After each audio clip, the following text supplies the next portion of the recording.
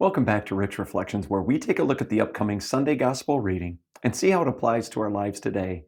Well, this is the 25th Sunday in Ordinary Time and one of my absolute favorite gospel messages.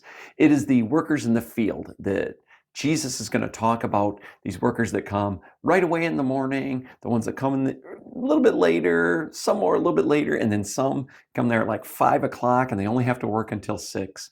And when the time comes for all of them to get paid, they get paid the same, whether they were there all day, some of the day, or very, very little part of the day.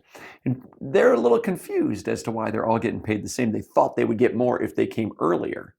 And yet, what we see is that because it is God's to give, He can be generous like that. And of course, the obvious parallel is those that come to know the kingdom of heaven.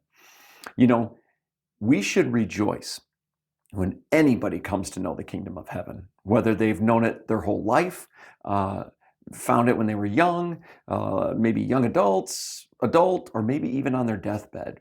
We should only rejoice for them and really for ourselves as well, because if we really know the Lord, if we get to live a life for the Lord our entire lives, then we have been blessed.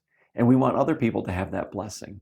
We should never look at it as though, well, they got to live their whole life any way that they wanted, and then at the last minute, they got to find Jesus and go to heaven. But can you imagine for one moment your life without the Lord? And how desperate you would be, knowing that there was something that you were looking for and couldn't quite find it.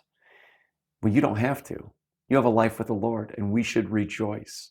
But we should also rejoice for those that are like the thief on the cross on Jesus' side, who asked at that moment of his death if he could be with Jesus, and Jesus allowed him. Even though he lived a life that was sinful, in his last moments, he recognized and found Jesus. And we should rejoice for that too. So this week, let's pay attention to those that in our lives, maybe at your work, maybe some friends of yours, or maybe even family members who don't yet know the Lord. Let us pray deeply for them. Let us pray for their conversion. And let us focus on the fact that we have a deep and abiding love with the Father. Thank you so much for joining us. We look forward to seeing you next time on Rich Reflections.